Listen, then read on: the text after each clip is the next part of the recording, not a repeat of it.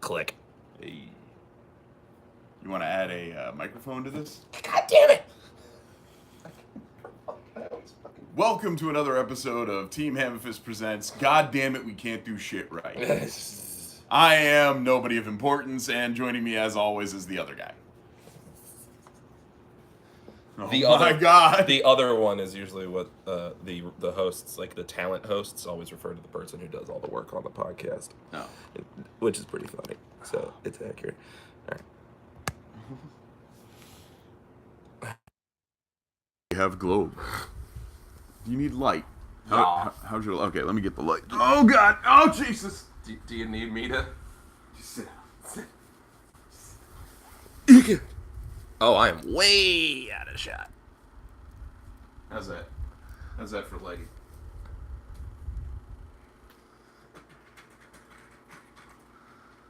Do your blinds open? Well, I mean, that's a question of whether or not the cats have obliterated them. And it's not like we're trying to put more money into this place. Yeah, I was about to say, hey, you got more functioning blinds than I do. Functioning Blinds should be the name of a group of rats that travel together. There we go. You're the best! I've been playing that a lot at work, actually. Okay. All right. What do we got, Jesse? We got Oh my God, just plain old Coca-Cola. California raspberry. Oh! Yeah. All right, we'll do a proper intro Okay. because the audio was off. All right. In 3, 2, 1. Are these Pop Cop? Popped up? Are these? God damn it, Jesse Long. Bitch. Okay, here we go. Oh, Jesus! This is part of the proper show intro, though. He's on fire. Rolling down the road. No the next of kin. This wheel shall explode. Anyone getting these absolutely fabulous references? Do you have a jug of Excedrin? It's naproxen, and it's prescription strength. Sometimes having a family member who works in the medical field is beneficial, Jesse Long. Oh, yeah. All right. 3, 2. How does it work? I don't even know how this works.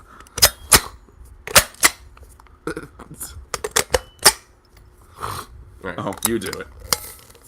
Oh my God! Put it down. Put it down. There you go. There we go. All right. Welcome, everyone, to the POWA Hour. Comedy of errors for you and me.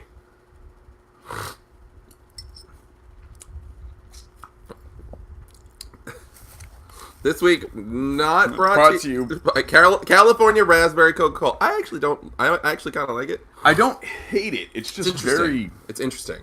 I don't know. Goes well with my naproxen. It was also brought to you by Rick's Big Bottle of Pills. Shake that for the mic, Rick. Yeah. All right. So, Jesse Long, Yes, how are you today? I'm doing good. Thank you. Yep. Let's kill some time while you pull up the rundown on your phone. I was going to make a Ring Cucks reference. Yeah. Don't get worked. It's really important. Yeah. Before we get going, I just fucking Drennan and the infograps.djb.net and I love every fucking second of that. When we first resurrected the Wrestling Nerds Radio Network Internet Championship, it was to try and get ourselves over. As most everything is. Yeah. And specifically to get Effie to love us. Mission accomplished. At no point did I think you and I ever believe that this title would actually be worth a damn again.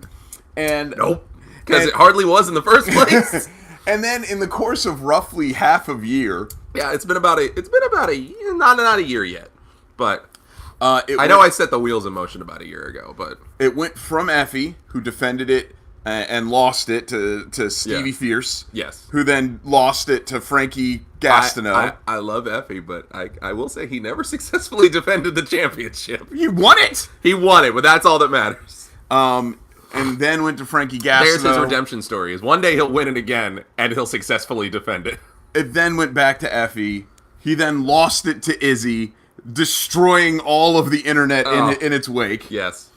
And Izzy, then Izzy goddamn son of a bitch. She threw it in the trash. Izzy dropped the title, very literally. Yeah. And there was a battle royale that was briefly won. Dropped it like a bad elective in school. Okay, I'm done with the metaphors. You good? For a hot second. All right. I'll let you keep on going. You sure? No. Because I got a train of thought if you want to just derail the fuck out of it. No, I am the perpetual penny on the track. All right, here we go. And then goes to Izzy, who literally drops it into trash. There is a battle royale for it, made possible by our friends at Punk Pro Wrestling. Punk Pro Wrestling, it's the punkest of pro wrestling. It is then won in the battle royale briefly by Eddie Torres. No, he didn't win. Yeah. And Eddie is then looked to have won. Eddie is then thrown out of the ring by a waiting Drennan, who is the absolute worst. Absolute worst. And now it is being defended on Zareg, and is being considered to be one of the more interestingly defended titles. Yep. But that's neither here nor there. And it's actually here and there, but later on. Yeah.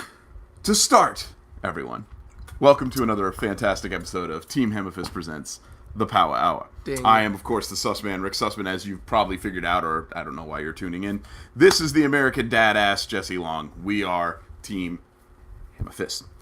Jesse, we have an interesting show today. We have a lot of call-ups to talk about. Yes. Interestingly enough, I am also wearing my Performance Center shirt today that has many signatures on it. Oh, there's a lot of unfortunate ones on there, I'm sure. Of people who are still with the company, and people who have moved on to better things, and all kinds of stuff in between. You got some active champions on there. I got a Bayley and a Tyler Breeze. Oh, Tyler Breeze. Pour one out. And what do we got? Dana Brooke. Dana Brooke. It's like who has legible handwriting? Is that Baron Corbin? E maybe. Yeah. T with that's Tyler Breeze. Oh no, that's Tyler Breeze. No, maybe that was Ty Dillinger then. Oh, there's Jason Jordan. Jason Jordan. Oh, that's Mojo Rawley. Mojo Rawley. It's like an N.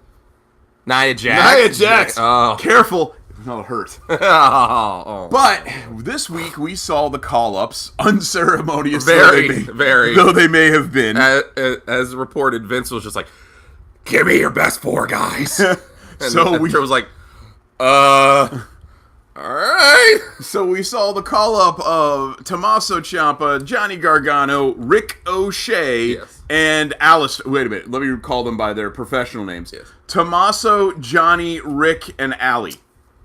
Yep. Because we know. Oh God! Did they just drop? They just. Oh, they're gonna call him Alistair. He's just going to be Alistair. I guarantee it. And then Ricochet will just be Rico. No, he'll just be Rick. Rick. Well, you'll be fine with that. I will be. No, they'll call him O'Shea. O'Shea. Chet. Listen, but no, Rick O'Chet should have been his name. Rick O'Chet. Rick O'Chet. So these four guys got called up on Monday, and they were all in matches, and they were booked into no-win situations, and they won. And by booked into no-win situations, I mean they were going up against guys who are not enhancement talents. No. That as of this week now, Ricochet has on paper he has a victory over Bobby Lashley. Yep. Good. Look, good. It's cool that it's weird. It's cool that they called them up. It's cool that Tommaso Ciampa and Johnny Gargano, alt DIY or rogue DIY, dark DIY. Oh, dark DIY now has a win over the WWE Monday Night Raw Tag Team Champions. Yeah, I think they were saying on commentary that they never actually got a win over the Revival. What? But I'm not sure how they won the tag titles then. I don't. That doesn't make any damn sense. Yeah, I wasn't like I can't listen to the commentary anyway, but so DIY beats the tag champs in a match that for it was really good. Sure, and a complete waste of every single person in the match. Yeah. Because now you've got Tommaso Ciampa and Johnny Gargano looking very strong, beating your to be fair, champions. I would say if and Triple H did make a point to just outright call, WWE's third global brand. So if they're saying NXT is on par with Raw Right, and sure. SmackDown, Okay, fine. the NXT champion and the NXT North American champion should not lose to the tag champs. I disagree. Well, I mean, I get. What have we always said about the tag team? Well, wrestling? the tag team champions are the best tag team, right? So no matter how many times, even though we get to the point where literally you and I could walk into a WWE ring and on any given night just be declared the champions. if we got hired by WWE, but then we said that AEW was going to give us more money, then we would win. What did Matthew say? That every week, the Revival has the different Bandersnatch ending. Yeah. Jesus. And this week is no different because they got beaten by two random guys. Now we know they're not random. Yeah. We know they're not random. We're wrestling nerds. We know all about Gargano and No, Ciampa. yeah. I'm sitting there watching on my phone and just watch it like, oh my God, DIY's back together. Oh my God, they beat the Revival. But Paul from Des Moines has no idea who any of these guys are. The first 100 schmucks in the front row in Lafayette, Louisiana don't know. They don't have the network.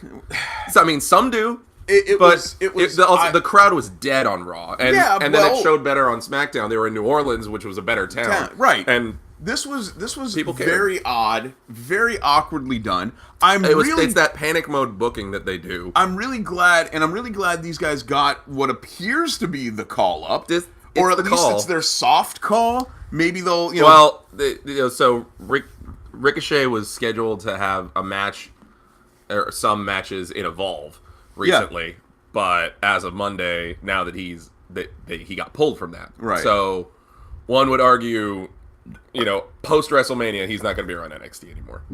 There we go. And then we know that spoilers. There was a title change at the NXT tapings. Well, no, that was this past week. So Johnny lost this past week. Right. It's not a spoiler. Oh, okay. But yeah, so Johnny lost the North American title to the Velveteen Dream.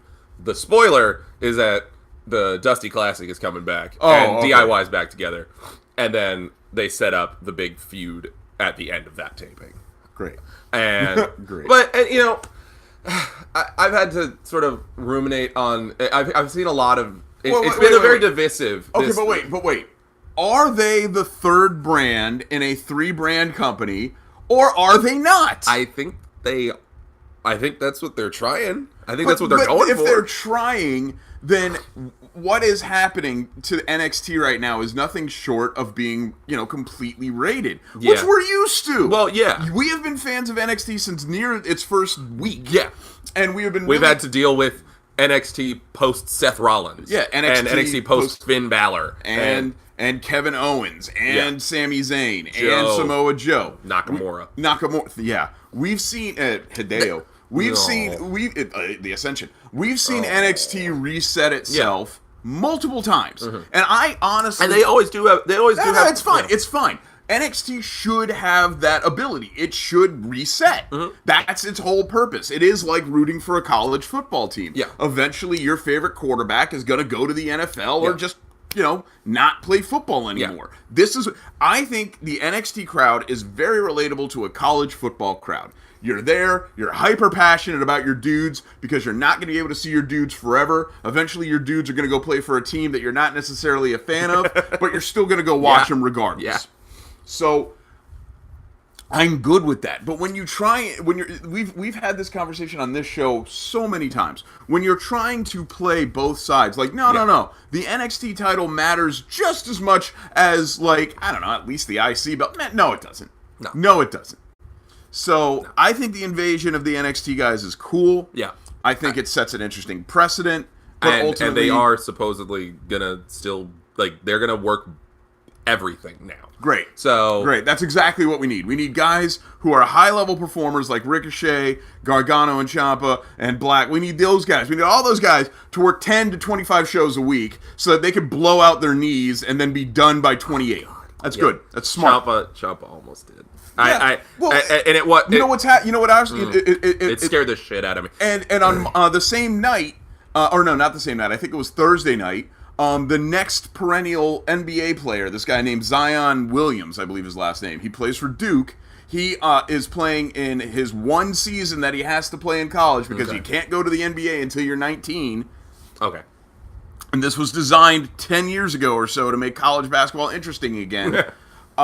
He's playing his. So it's because people were just circumventing college. Yeah, they're going into the NBA out of high school. Yeah. I mean, do you have to go to college to get a job? No. Then why does why does the NBA say you got to be 19? I really didn't need to go to college. Yeah. But here's my point. So this kid Zion, he suffers his shoe. His shoe literally disintegrated when he stopped. Oh, I've heard about. He's the highest rated player in college basketball. Everyone knows he's going to go number 1 overall as soon as he comes out, whenever it is, and it's going to be at the end of this year. And all of the major professionals are telling this kid, dude, stop playing basketball. Do not play any more college basketball. Because he almost broke his leg in a game that ultimately means dick. Yeah. And here we have guys who are being told, you're the future. Now get out there and work 75 shows. Yeah. And Tommaso Ciampa, who's in his mid to late 30s, just about blew out his surgically repaired knee in a throwaway tag match with The Bar. Anyway. Yeah. I hope it doesn't backfire. I mean, it is just more WWE panic mode booking. I mean, I get it. SmackDown didn't need it because SmackDown's been great. But Raw definitely needed it. I mean, if you're gonna try to make Raw interesting, yeah, sure, grab the 4 best guys in NXT. But they're not using them on Raw. They're using them on Raw, and they're using them on SmackDown. Yeah, and they're using them on NXT. If they kept them on Raw, it would be fine. Like if suddenly Ricochet and Aleister Black are in the main event picture on Raw. Oh yeah, no, those guys are definitely going over Brock Lesnar. Well. Intercontinental title. Sure. Yeah. It's weird. It's the thing that it's interesting for me is that this is an instance of isn't this what we've always wanted? We love NXT, and suddenly they're like, okay, cool. Now Raw and SmackDown are also NXT, but it sucks because it's not what we got what we wanted, but we didn't get what we wanted. Whatever happened to, we're bringing in a new guy, you might not have heard of him. Yeah. We're going to give him a couple of video packages. He's going to come in, he's going to beat some enhancement talent, so you get to see what cool finishing move he has. Well, Ricochet did that. He beat Eric Young.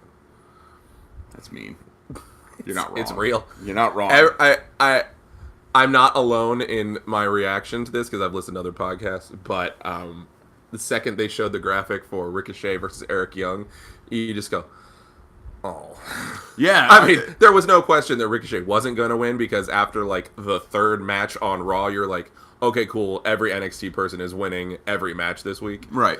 But, Eric. This is the third time he's been on TV since he got the call-up last year. Well, and I can only imagine, Eric in the back was just like, don't get comfortable. You look at Sanity. Even then, it was. Hold on, I want to say names. I'm just gonna say Sanity, AOP, The Ascension. What do these 3 names all have in common? They just bungled debut. Oh, God, so sad. You had 3 red hot talents. The Ascension it couldn't have gotten any they were the best tag team. They were the best tag team in the world for an entire year. Yeah. Shit, I forgot about American Alpha. You can just keep going forever. Anytime you're an NXT tag champion, or you can just know that the moment you get called up, nothing good will happen. Johnny and Tommaso, someone in the back was like, hey, weren't you guys NXT champions? No, we weren't. We didn't win the tag. Singles belt. Singles. This is the first championship I have ever won. I have never won any other championship. Okay, so speaking of tag teams and singles titles and all the rest, There's been and SmackDown being significantly better than Raw. SmackDown being much more interesting. There was a very unfortunate injury that has led to a very interesting movement. Mustafa Ali, he had a concussion and a couple other lingering things. So he had to be pulled out of the Elimination Chamber, and in his stead, Kofi Kingston got the nod. Yeah, and in a instance of like, oh, this is kind of like what we wanted, but better. So yeah, Kofi shows up. He's on Raw or on SmackDown. Pardon me. For what is essentially a glorified reintroduction of Kofi Kingston in a gauntlet match. In 8 days, they have done so much to rehab his character. It's amazing what it can do. Okay, so you take a guy who's been around for 11 years. Yeah. You give him an opportunity in the ring to remind everybody, oh, right, he can wrestle. Yeah. And not just fling panty cakes and sell T-shirts. But you give him... They fling pancakes and sell T-shirts pretty damn good. They do that great, too. Yeah. But now this gets me wondering, because he went toe-to-toe with Daniel Bryan and won. Yeah, Daniel Bryan, Jeff Hardy, whatever. Okay. Still a world champion. Samoa Joe. Yeah, who is always, around. If your third match in a gauntlet is Samoa Joe, that's... And he looked strong as hell in beating all of them. And then he had a great showing against AJ Styles. A great showing against AJ Styles where he only lost because of basically, he just ran out of steam. And there was an amazing moment. Yes, the most passionate I've ever seen out of a wrestler is the setup is Kofi got beat up after the bell by Samoa Joe. Yeah.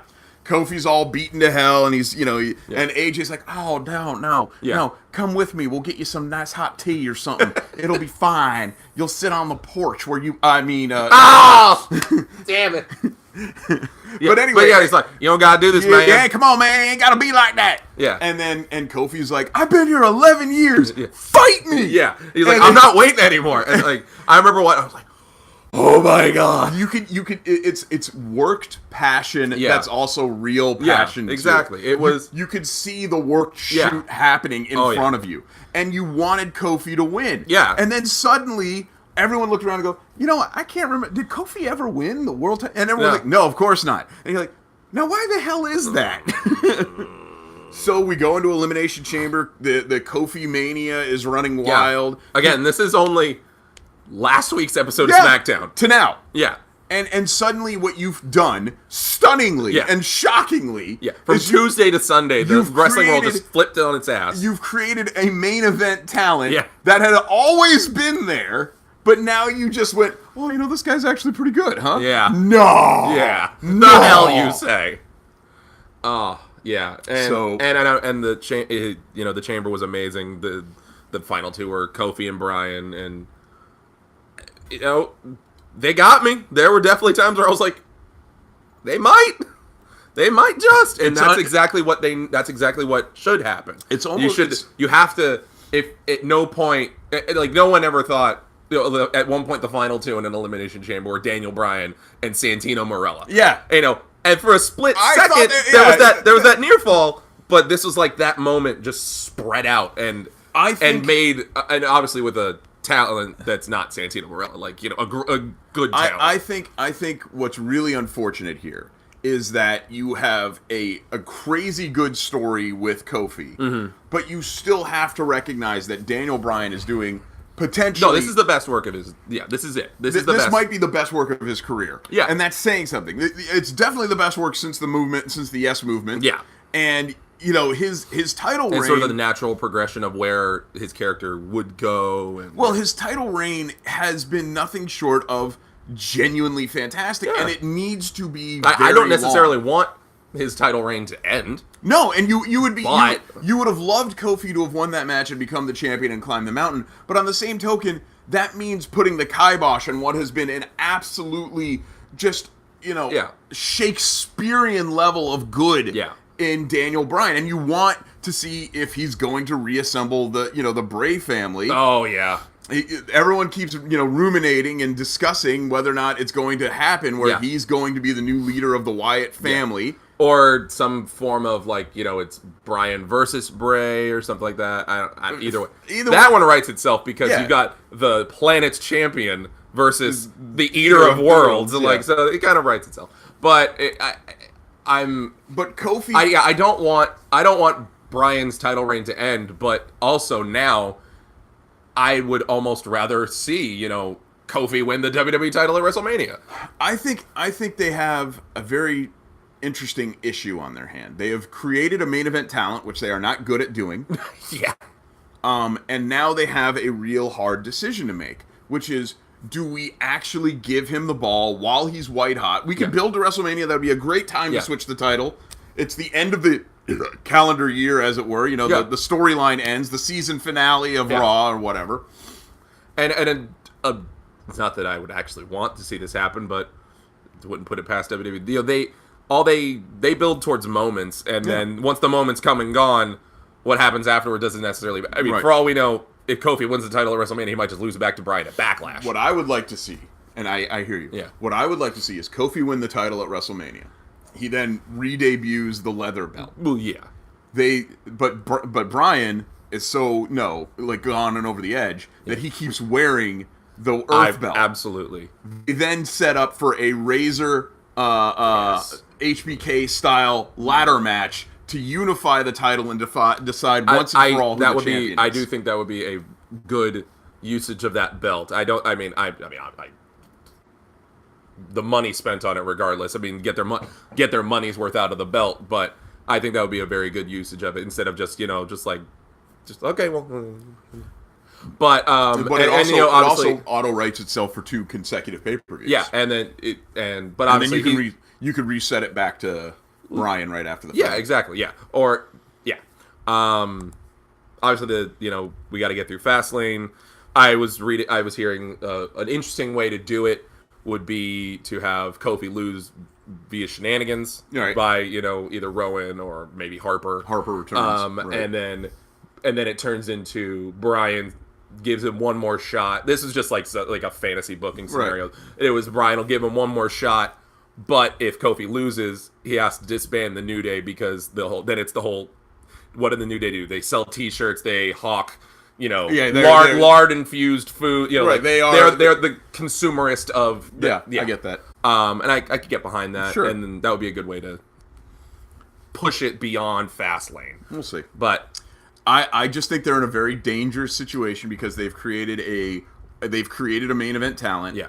And if they don't strike on it, they will lose that main event. They're gonna talent. and I don't mean he's leaving. Kofi will never leave the WWE. No, I don't think he ever. I just think that he could fizzle out because the fans will just look at the situation and go, "All right, never." Well, and if suddenly Mustafa Ali was better and they put Mustafa back in that spot, which it was always this whole story with Kofi and everything. That was just what Mustafa was going to do. He was going to have this great showing in the gauntlet and all that. And it was going to look like, Mustafa was going to win the title, blah, blah, blah. But the problem is now, the heat... Mustafa's great, but it's not what we want now. If it was Bryan versus... The reported WrestleMania match is going to be Bryan versus Kevin Owens for the title. And, but that's not... What if this is all now setting up NXT Ghana? West Africa NXT. For all because very well could. Because as we know, the only reason why we put title belts on anyone is to lay the seed for a new NXT spot. Yeah. No, it's gonna be India next, Rick. So well, I thought we already did that. Yeah. We already did. They've got plenty of promotional footage of a man of their ilk wearing their title belt. Now we just need someone for, Ghana, West Africa. That's fine. That's fine. It's fine. Jesse Long. Yes. We don't have any caps to take off. So you have a bottle cap? Oh, we have bottle caps. You know what? Here we go. It's time to take here, you use that. Put on and remove your caps. We've lost a number of WWE champions ish. Champion. One champion. Okay. We've lost members of the WWE family.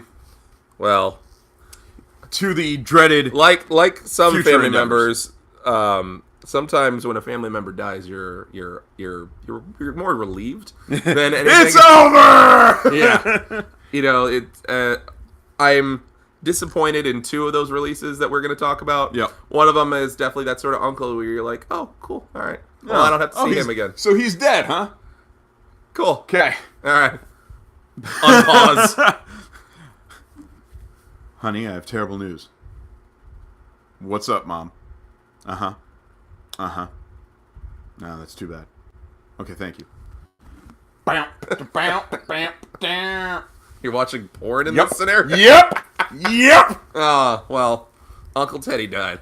Uncle Theodore.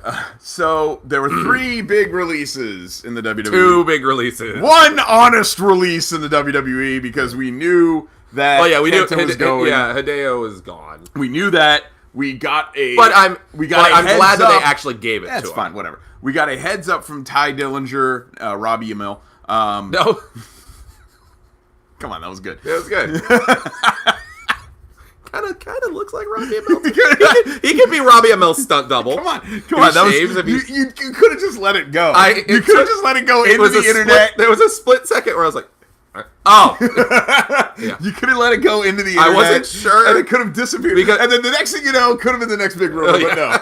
All right, so anyway, Ty Dillinger went on Instagram and was like, hey, guys, I'm getting the fuck out of here, okay? Thanks, bye. Yeah. And the WWE was like, oh, we're saddened to report. Yeah. Ty Dillinger has been released. Wish him well in his future endeavors. We wish Kenta well in his future endeavors. And we then have released TJP the end. We're getting rid of this guy. Yeah, no, so... I want to be a fly in the wall of the boardroom where they're like, so TJP, so we've received, some emails? Some reports about this particular Tell me about it. Well... Papa. I love that. Just everybody in the boardroom has to call him Papa. Yeah. Well, Papa, there could be some issues with TJP. Oh, I mean, like I've heard he's kind of difficult to work with. I mean, over a certain I've heard he's, age, he's just got a bad attitude. I mean, mostly as long, so I want you to watch this documentary that came out. It's called Surviving R. Kelly. Oh my God, is he doing this? No, there is no that poor man being accused by those girls. Yeah.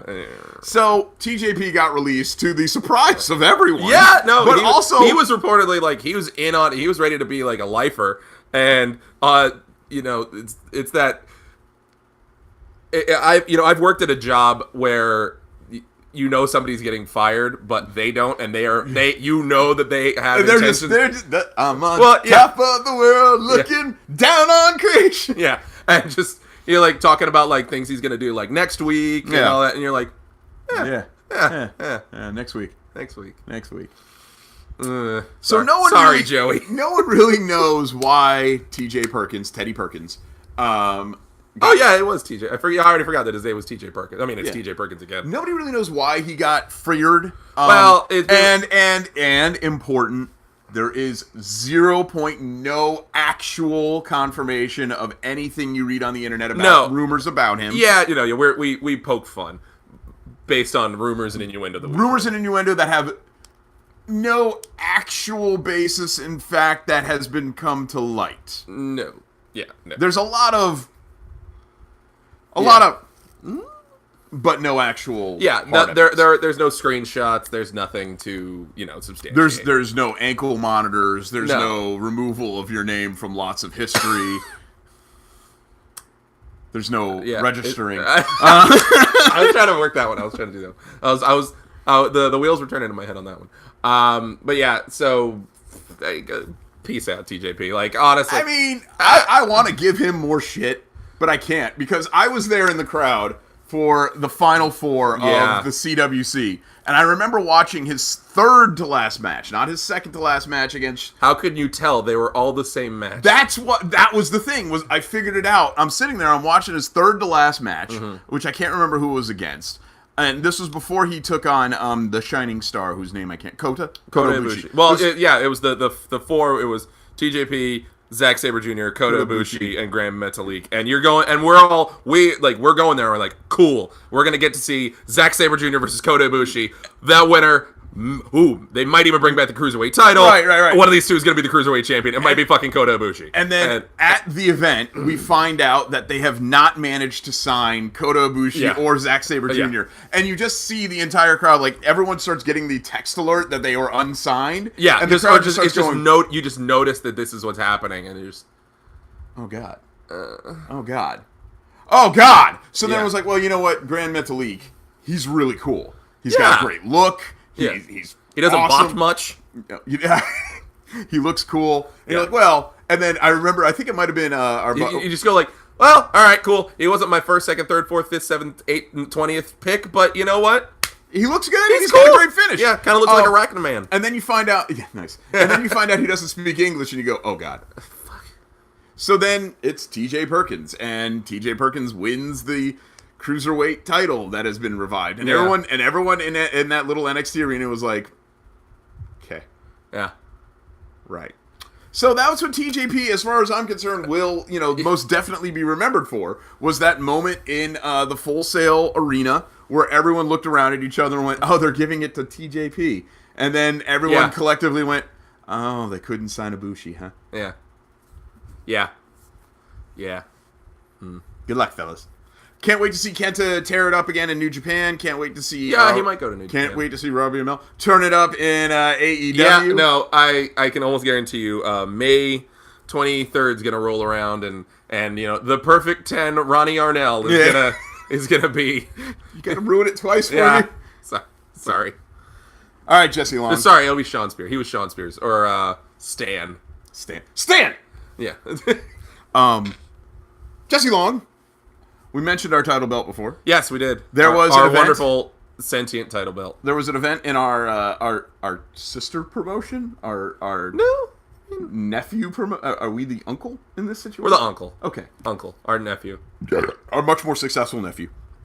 Yeah. So Punk Pro Wrestling had an event, Cycle for Your Love, which honestly, if they weren't 2.5 hours from my house, we would have been at. But hey, sorry fellas, there's a reason why you don't come here and a reason why we don't come there, but we still love you and want to hang out. Rip that banner. It's the God's honest truth. It's not like Chad is showing up on my doorstep for one of these shows. Yeah. It's not like Chad's going to like, hey, let's go to Full Sail. Yeah. I mean, we would love him if he did. Yeah. And we welcome him. Hey, Chad, come to Full Sail. Listen, God's honest. If ever the Wrestling Nerd Radio Network boys can make it happen, we make it happen. Yeah. It's just few and far between. It's very difficult. But that said, our far more successful... A wide state between us. Our far more successful brethren at Punk Pro Wrestling, that being Zach Romero, and of course being... the significantly more successful version of us, yes, Zach Romero. Zach Romero and Chad. Chad is, of course, the head of the Peanut Gallery. Yes. And we are, of course, a part of that. But Zach is the leader, owner, runner of things when it comes to Punk Pro Wrestling. Yes. They had their most recent event, Cycle for Your Love. It was available. Jesse Long, how did we watch Cycle for Your Love? We watched Cycle for Your Love on Power Slam, which is like the wrestling version of Pivot Share. Pivot Share is like the company. So yeah. You can find, Punk Pro. You just go to like Punk Pro. You Google Punk Pro Pivot Share, and then you'll find that. I like to subscribe to Power Slam just because honestly, I'm not trying to get that sponsorship money, but objectively, it's $5 a month or $6 a month, right? And you get video on demand for a shit ton of companies. Yes, Punk Pro, like just honestly, the two that I'm gonna watch, I get Punk Pro and Fest. Mm-hmm. That's worth $6 a month. Oh, absolutely. Those are good shows. And then there's a bunch of other great companies on there. There's like Defy, which I've heard is really good. I have heard. Hell, you get Monster Factory. You go watch Nick Camarado. When you coming on the show, bro? He's not coming on the show because he got signed. When you come to the jungle, bro? There you go. You know what? You could work out with me. You could work out with Roddy. You could work out with Bobby. Come on, Jackie boy. Oh, okay. We need to just get like. So Jackie actually he's trying to work with me now. Yeah. Like he understands I'm not just some fanboy anymore. Yeah. I'm actually trying. Yeah. I'm trying to learn jujitsu. Yeah. You were there before he was there. Yeah. You're not there because he's there. Right. Exactly. So he actually worked with me a lot. That's what Bobby thought. Bobby was scared of me. That's fine. He can be. We look alike. It was really just like, did you do the mirror? Yeah. Except it was more like put your hands up. Yeah. It would be more like this. Good fun. You're the funhouse mirror. I'm elongated Bobby Fish. Yeah. Because I'm longer, but I'm fatter. Yeah. Bobby just like, Seth, why'd you put this fucking funhouse mirror in here? And you're just like, I'm a person. It talks too. Dude, this is fucking crazy. What kind of crazy It looks so real. It's like It's like squishy like a person, but it looks like me. But sorry, bro. So Jackie's actually like trying to work with me to like improve my jiu-jitsu because as you know, Jackie is on 205 Live, a program I could never be on. I could be on 305 Live. Yeah, I mean, a lot closer. But that's a shirt I might have to make. 305 Live? 305. 305 barely alive. 305 alive? 305 alive, question mark. So Jackie actually started working with me on my jiu-jitsu on Wednesday because I was trying a move that he was like, and he's explaining it to me, and he's such an awesome dude. You're trying to do the turnbuckle headstand thing? Yeah, that's exactly it. Yeah. Anyway. That's classic jiu-jitsu. Yeah. So back to Psycho for Your Love. We've both seen the show up into and including the Effie versus the main event. We've seen everything but the main event. And I saw the main event promo. Yeah. I feel I don't need to see the match. No, we got to see the match. I don't know. Apparently, it turns into what can be described as a grinder date. Yeah, I know. So I'm gonna watch that after my kids go to sleep. I'm always very impressed with this is gonna seem a little backhanded compliment, but it's the truth. I'm always very impressed with the amount of energy and the amount of matches that you get from the talent level that's provided at a small local. You get a lot for a 2-hour show and in a real small venue. They throw a lot at you. Yeah. The new commentary team is not my favorite. Zach Romero and Garfield from the cartoon. Yeah. I like Christian Override. Here's the thing. I hated it at the start of the show. By about halfway through the show, I think he found his dynamic with Zach, and it really took effect. Yeah. I just I'm just listening to him. He sounds like Garfield, or not Louis Anderson, but just sort of like one of the just a portly funny actor from like the 80s. I want to say it's another actor I'm trying to think of, like John Candy or one of those. Yeah. Well, I think he's not. I don't think he's quite ready. And Zach. I don't know what his background is. He might have history of doing this. Zach is running circles around him. Well, yeah, but it's Zach. But that said, Zach can do the show by himself. Well, and he has. Yeah. That said, if that's my biggest criticism, I guess it wasn't that big a deal. And I ended up liking him plenty. It just took me a while to get into his particular brand of shtick. Now, as for the wrestling itself, I mean, you could have done it better. Yeah, I absolutely could have. Yeah. From my home. Because I'm not anyway. They could Skype you in. You get like that stick robot. We do not need a Zach Romero, Rick Sussman team. I think because that's two guys who are both Joey Styles. You can't. I think we do. You can't have Joey. There's only one way to find out. No, that is a bad idea. For science, we have to. Zach is a better version of me, and I am a weaker version of him. So that's fine.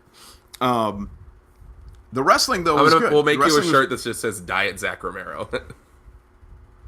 The hell was that? It sounded like a python hissing. All right. Anyway, we're gonna die. I really the basilisk just. I really enjoyed the show. I get your shit in time. Yeah. Oh, that's what I wanted to talk about the whole show. There was one guy on there who both impressed me and depressed me at the exact same time. The pit bull assassin. Yes. Whose name Romeo Quevedo. Romeo Quevedo comes out with this crazy modern Vader headgear. Yeah. That is one part samurai, one part football player, one part Star Wars. Max Moon. Yeah. There was all these cool working pieces about him, and he has the skill set of someone half his size. Yeah. 275. And he flies around the ring like he's going out of style. But holy crap, dude. I hate your name. I hate your name. The name doesn't really fit. I hate your name, and I hate your moniker, the Pitbull Assassin. No. He assassinates Pitbulls. Yeah, evidently. But he's going after Pitbull. Right. Yeah. Mr. But Worldwide. if you sort of just augment your shtick in terms of what you present, that kid is a star. Yeah. He is an absolute 100% I would say star. he needs a little bit of polish. Yes. Yeah. And that's in the same sense that Pero is a great is a star in waiting right now. Yeah, but in the past he had been Mikey. Sure. And Mikey wasn't ready for TV, but Pero is. Yeah. I was very impressed. I'm not saying that Romeo Quevedo is akin to Mikey in terms of gimmick. No. I think he's ready for TV right now. Yeah. I just think he needs to be under a different name. Yeah. I think you could put that kid on. He should at least be in NXT. Yeah. Without a lot of difficulty, especially with that headgear that he wears. That has a great presence about him. I just think that his name and his gear that he brings. Yeah, to the ring it loses a little bit. It's not done. It needs to go back in the oven for a little bit. Yeah, a little bit longer. Yeah. But as far as in-ring work is concerned, he might have been, and this was a match that had show that had Aaron Epic, had Braden Lee, had Braden Lee, man. Well, Braden Lee, and had David Mercury on it. Dick Danger. And yeah, okay. But all those guys are on the show. I'm talking about guys who have been in the industry for either a very, very long time or are naturally gifted like Braden Lee. Yeah. And I would put Romeo Quevedo, I would put him with those guys, maybe even above them. Yeah. Like, I want to see a David Mercury Romeo Quevedo match. Or I want Romeo Quevedo and John Davis. Yes. Yeah. Yes. Yeah. That is the level of talent that I'm already attributing to this guy who I've seen literally one time. Yeah.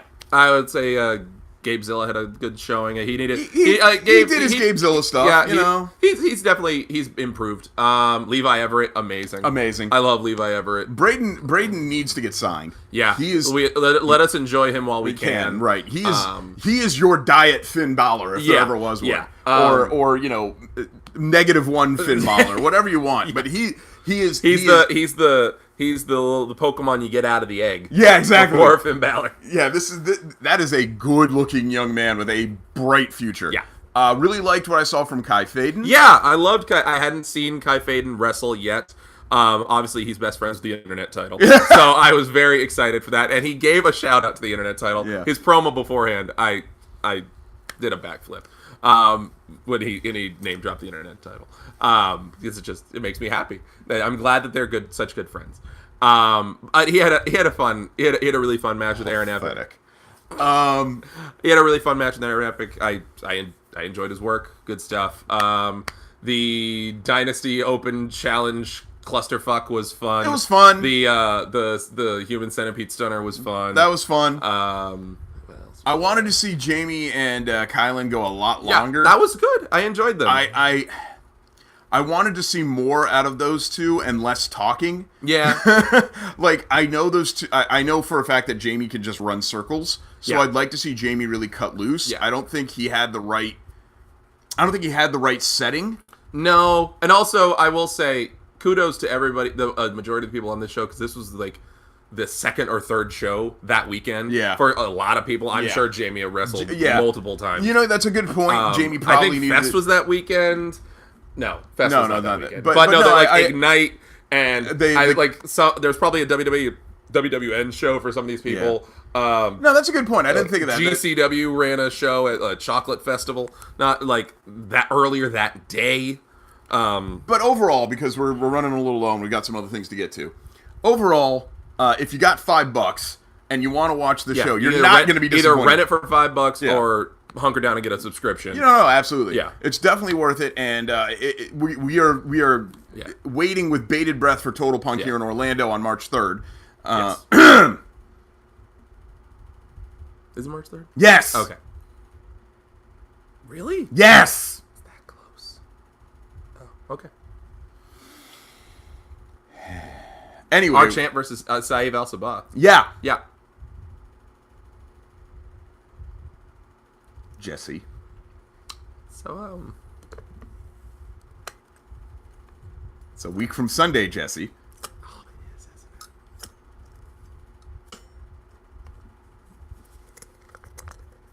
All right, let's move on, because apparently I'm going to be ditched yet again.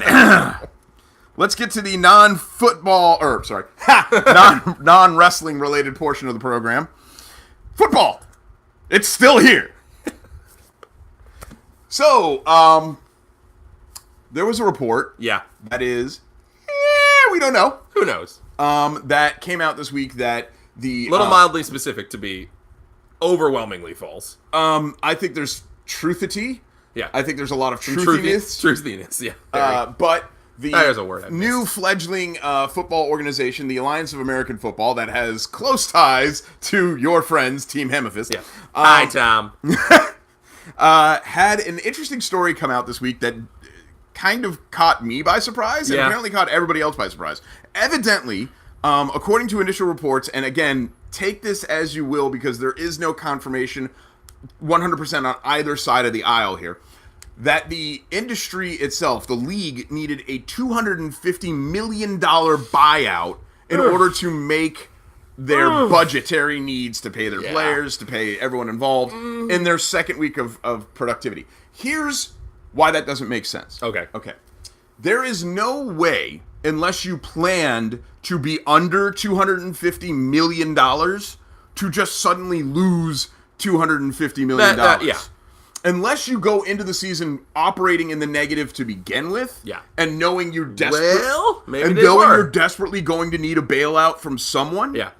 Going in the negative and going and just assuming that, tickets and merch and all the initial week one sales. Well, it didn't work if that was the case. No. But they did get a owner of a current basketball team, I forget, or maybe a soccer team. Anyway, they have a new president of operations, and the guy got the funding. Okay. That's why the story of them needing it out of the blue doesn't make a lot of sense, because the story that the AAF came out with was, hang on, this is a guy who saw the product in the first week and realized that there is a lot of money to be made here. Invested $250 million. It could be a twisting of the situation. It's they got $250 million that they might have needed. They might have needed, but people are like, they needed a bailout.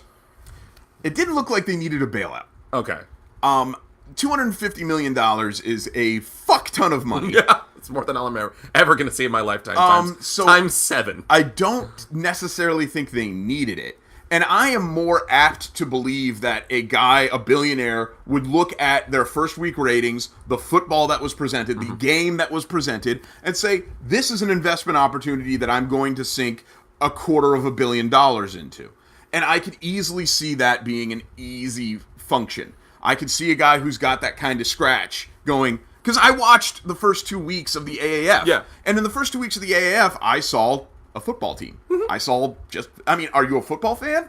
If you're a football fan. I remember we were talking about it and you were saying, basically like it didn't set the world on fire, but then it never was going to. Right. The like intent... it was always just going to be football. It's not like it wasn't slam ball. Right. They're not redefining what the game is. They're just saying, hey, here's more football. Here's more football. Yeah. It is literally like going to a Punk Pro or a Total Punk or any of these smaller wrestling promotions and seeing 2 hours of continuous wrestling. Yeah. And you just leave going, wow, that was more wrestling. That was more wrestling, yeah. Oh, good. Yeah. I like more wrestling. So when I watch the AAF, go Paulus. And the notion of off-season NFL TV football is, yes, it's not a new thing, XFL, but it's a good idea.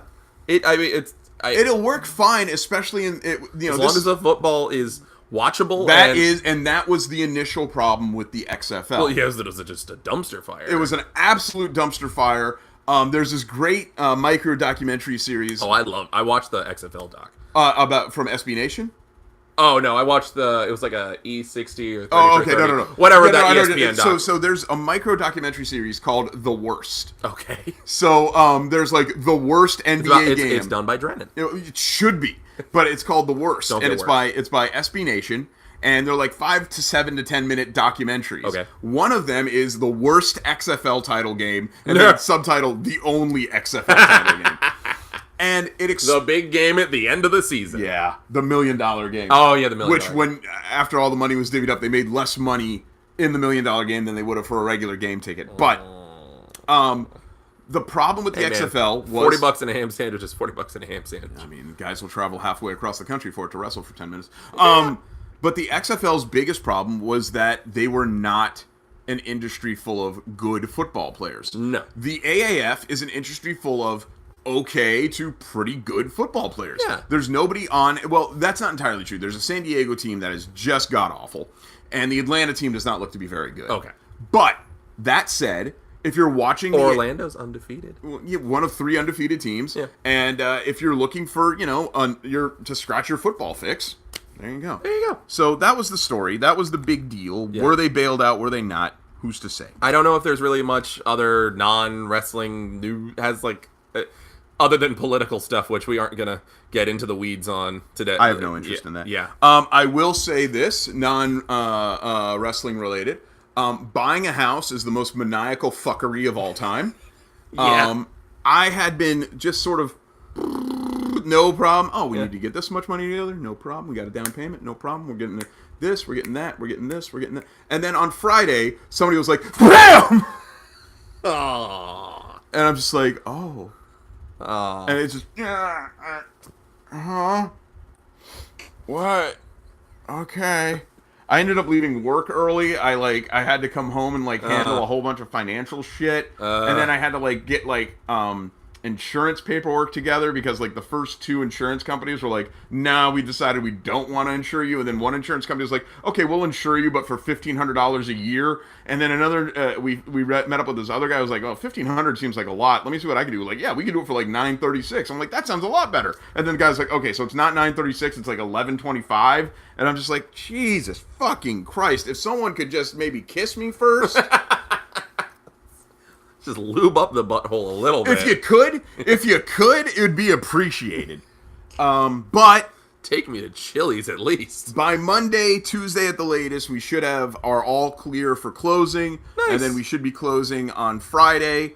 And it's still in the same just show? down the street. Nice. Just literally Good down stuff. the street. So the Sussman Sanitarium is come into play. Good. We should be This is not in a Popka, which is nice. No. We should be getting keys. If all goes according to plan by Friday. Good stuff. Yeah. Good stuff. Yeah, that's the only other non-football related. Unless thing. we want to just sit here and just jerk off onto the Orville again, which That's up to you. This past week was really fucking good. I disagree. You didn't like it? I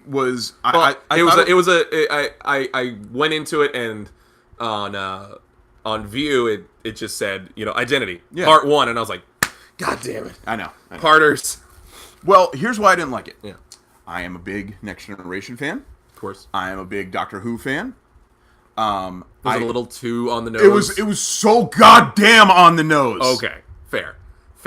I'll give you that. It was that's the show. It was that is the basically show. What if the Cybermen and the Borg and the Daleks were all one entity? Yeah, they all jerked off into the same pot. Yeah. Here's Isaac. And they petri dished this shit. And also, as soon as they landed on the planet of Isaacs, and the other Isaacs all had red eyes, I just started throwing pillows at my TV. Yeah. Well, I was watching it with the wife, and she was when he shut off. Yeah. She was like, "Oh no, he's gonna come back with red eyes." And then and before we even met we went to Kalon or whatever, and then they all had red eyes. She was like, "See."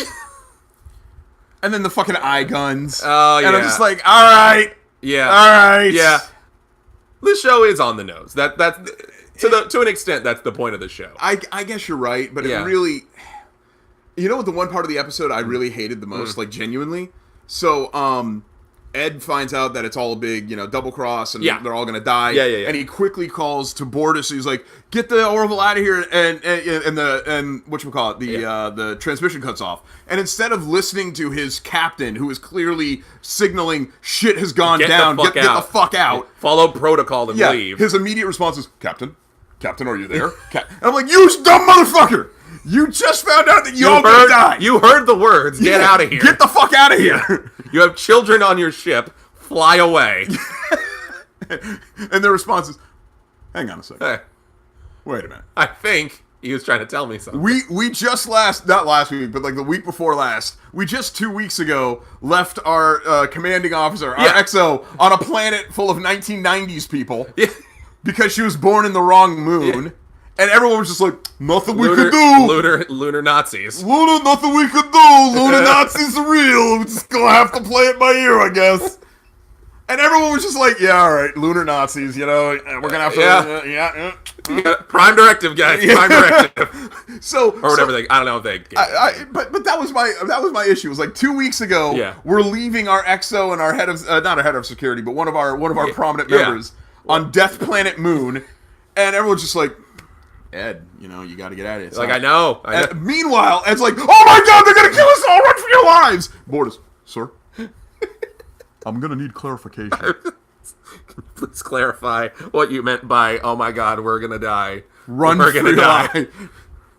How do I run? This is a ship. It doesn't have legs. Sir, can you please clarify? Sir, you're gonna have to cue in onto the emergency protocol. Riker Omega 1, thank you.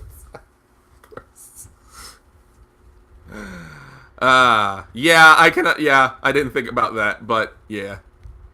I'm looking forward to next week. Yeah, sure. It's a great show, yeah. And obviously, for me, it harkens back to a lot of things I've already seen, but that's sci-fi in general. Well, yeah.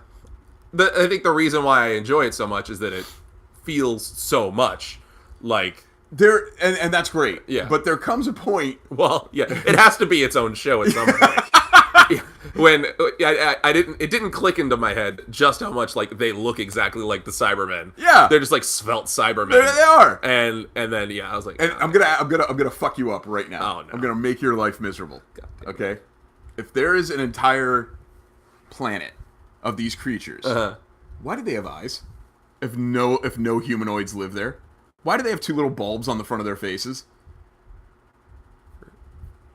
Telemetry. There is no purpose for those things to be there. They might have been initially built that way because they mentioned the makers, whoever those guys are. Yeah. But they are. Why did they not? Why would they not just evolve to not need those anymore? Especially when you find out what the eye holes are for.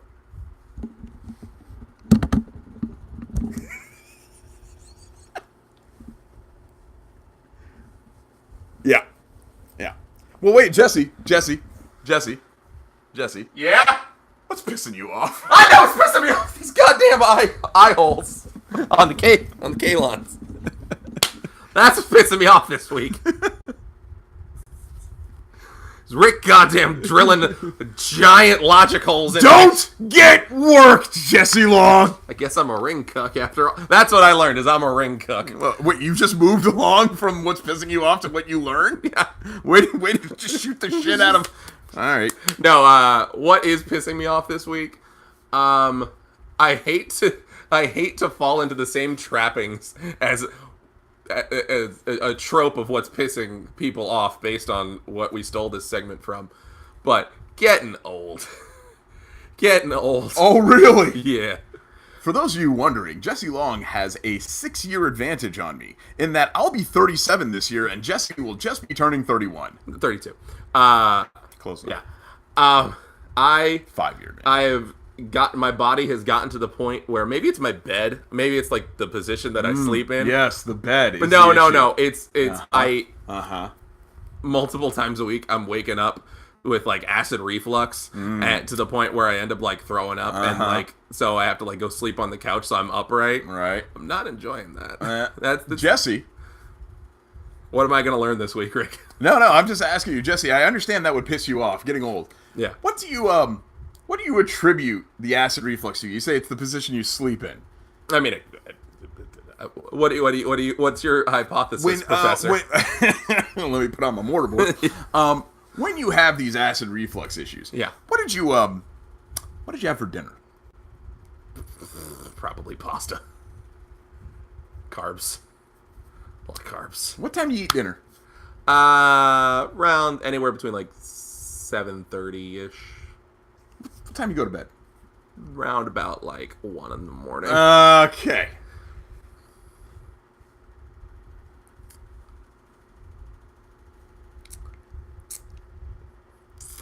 What's pissing you off this week? Interestingly enough, what's pissed me off this week, Jesse, is my physical issues as well.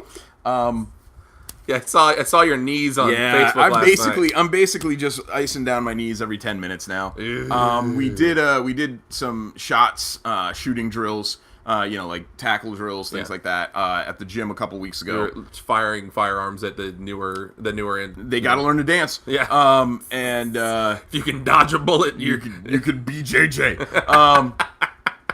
And my knees just swolled up really bad. Like I got the horn going again. Look at that. Ew. Look at those. That's squishy horn. Squishy horn in my knees. Yeah. That's just fluid.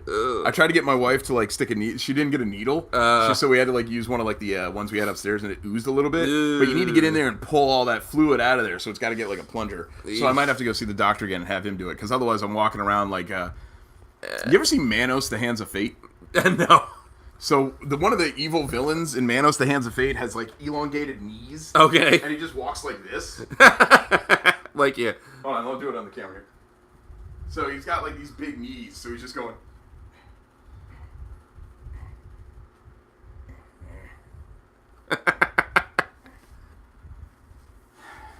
And I was gonna say walking like an ECW alumni towards the ring. Oh, come on, kinda.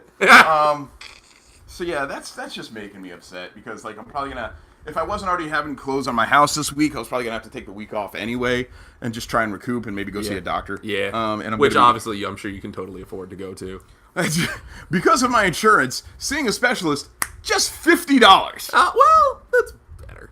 It's better than.